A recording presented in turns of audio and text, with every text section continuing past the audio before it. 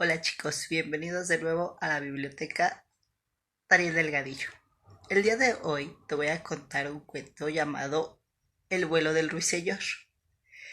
Este está en el libro de Tres cuentos de hadas de Gustavo Martín Garzón. Este lo tenemos en la biblioteca escolar. Progresivamente te iré contando este hermoso cuento, así que por favor pon muchísima atención. ¿Sale?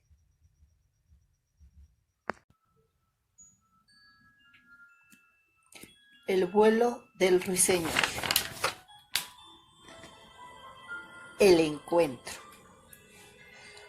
Una tarde a su regreso de la escuela, una niña vio a un pájaro preso en las redes de su vecino, que era un pescador. Era de color pardo, menudo y con ojillos brillantes, y la niña se acercó para ayudarlo. No tengas miedo, le dijo, viendo que una de sus alas se había hecho un lío con las cuerdas de la red. No la tenía rota, pero cuando al fin estuvo libre, el pajarillo se quedó acurrucado en las manos de la niña, de tan agotado que estaba. Parecía un polluelo que acababa de abandonar el nido, y aunque estuviera ensayando sus primeros vuelos. La niña acababa de cumplir 7 años y vivía en una casa con un hermoso jardín, pues a su madre le gustaban mucho las flores. Aquel era el tiempo de las clavelinas y las petunias. Su madre las había puesto a decenas, y el pequeño camino que llevaba hasta el porche parecía adornarlo para recibir a todos los animales del arca de Noé. Laura, que así se llamaba la niña, subió corriendo las escaleras que la separaban de su cuarto. El sol entraba por la ventana y puso al pajarillo sobre la cama, pensando que le vendría bien su calor. Pero bajó a la cocina por agua y a su regreso lo halló dando brincos sobre el armario. ¿Quieres volver con tus amigos, verdad? Y aunque le daba un poco de pena, pues le habría gustado que se quedara un poco más, abrió de par en par la ventana para que pudiera irse cuando quisiera. Entró por ella la fragancia de la hierba y las flores, y el pequeño pájaro, como atraído por una llamada invisible, escapó al instante hacia el bosque. Laura amaba con ternura a los animales, en especial a los pájaros, pero sabía que su mundo no se podía mezclar con el de ella. El ruiseñor y la niña. Laura había nacido cuando sus padres eran muy mayores y pensaba que ya no podían tener niños. Su madre era maestra, pero tuvo que dejar la escuela antes de tiempo porque estaba enferma del corazón. Ni siquiera podía hablar muy alto, para no fatigarse, y cualquier ruido la sobresaltaba.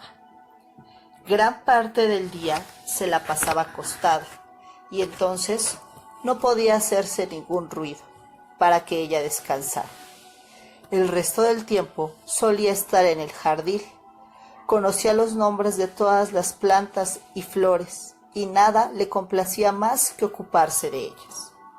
También amaba tiernamente a todos los animales, en especial a los pájaros, que llegaban a distinguir a través de su voz. Aquella era una zona poblada de muchas especies de pájaros: las alondras, la golondrina, la bisbina, el mirlo, el petirrojo, la coyalba, el chochí, la carruca, el reyezuelo, los herrerillos y los gorriones. Iban y venían incesantemente, llenándolo todo con sus dulces y apretados trinos. Pero ese día, cuando Laura y su madre estaban en el jardín, algo llamó su atención. Tenía que ver con el canto de uno de aquellos pájaros, un canto rico y fluido que repetía rítmicamente sus frases, entre las que destacaba un agudo chuc, chuc, chuc, chuc. Laura Nunca había escuchado antes nada igual y se volvía hacia su madre, que permanecía absorta escuchándolo. «Oh, es extraño», murmuró con el rostro lleno de felicidad. «Es un ruiseñor». Su madre le dijo que los ruiseñores solían vivir en el bosque, en zonas húmedas, pero rara vez se los podía ver, pues eran pájaros reservados y huidizos, que solían eludir la proximidad de los hombres. Laura se quedó mirando a su madre, que se puso un dedo en los labios para pedirle que permaneciera callada. En su rostro había una sonrisa de gratitud. La vida merecía la pena, parecía decir con aquella sonrisa, porque de vez en cuando nos permitía asistir al milagro del canto de aquel pajarillo. Esa noche, cuando ya estaba acostada, Laura volvió a oír aquel pájaro en la oscuridad de la noche y pensó que a lo mejor era aquel que ella había ayudado y que venía a darle las gracias. «Sí, seguro que es él». «Ay», murmuró bostezando, pues estaba muerta de sueño. A partir de ese instante, todos los días volvieron a escuchar al ruiseñor. Cantaba al atardecer y siempre desde lugares escondidos, y ellas permanecían muy atentas mientras su corazón se llenaba de indefinibles anhelos, y cada día que pasaba, Laura tenía más claro que aquel pájaro era el suyo. Y por fin, una tarde en que regresaba a su casa, después de hacer unos recados en el pueblo, el ruiseñor saltó inesperadamente de unos arbustos de zarzas, y en efecto, era él, aquel al que ella había salvado. Estaba al borde de una valla, donde, bañado por la luz del atardecer, su plumaje marrón y su cola color castaño parduzco adquirieron delicados matices dorados. Levantó el vuelo y volvió a posarse un poco más allá. Se perdía entre las copas de los árboles y regresaba segundos después. Una de esas veces lo oyó cantar desde la espesura. Era un canto precioso, cuyas frases terminaban con un aflautado piu piu piu que descendía lentamente en un delicado crescendo, como dando a entender que a partir de ese instante, y pasara lo que pasara, se pertenecían el uno al otro. Laura había cerrado los ojos de puro placer y la sintió volar a su lado, tan cerca, al menos en 2 ocasiones. Llegó a rozarle el pelo con sus alas antes de volver a perderse en el bosque.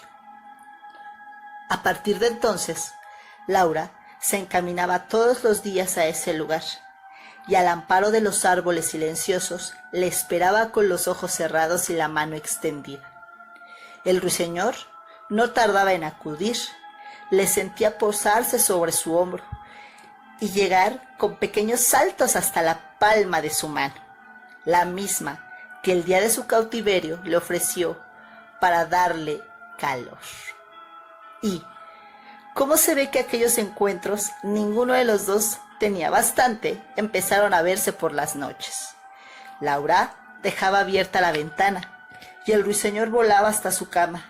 Se acurrucaba en ese hueco que se forma entre el cuello y el hombro cuando inclinamos un poquito la cabeza. Allí, envuelto en su pelo, se quedaba dormido. A Laura le hubiera gustado permanecer despierta para poder ver a ese ruiseñor, pero enseguida también ella bostezaba y se dormía. No se sabe por qué, pero la felicidad nos hace dormir a pierna suelta. Al despertar por la mañana, su amigo ya no estaba allí, pues los ruiseñores necesitan de la libertad del bosque y no pueden permanecer mucho tiempo sin percibir el aliento de los árboles y las llamadas misteriosas. Pero todas las tardes volvía a escuchar su canto, y tan pronto oscurecía, le tenía revoloteando en su cuarto, dispuesto a meterse en la cama con ella. ¿Qué te pareció el cuento? Va bien, ¿no? Bueno, la próxima semana te contaré cómo va progresando esta amistad entre Laura y el ruiseñor. Muy bien, esta vez no te lo mando escrito. ¿Por qué? Porque este libro lo tenemos aquí, en la biblioteca. Ya cuando ingresemos a la escuela, sabes que me lo puedes pedir prestado. Recuerda otra vez suscribirte a la página, los que no lo han hecho, puedes dejarme tus comentarios. Besitos, los quiero mucho y los veo próximamente. Chao.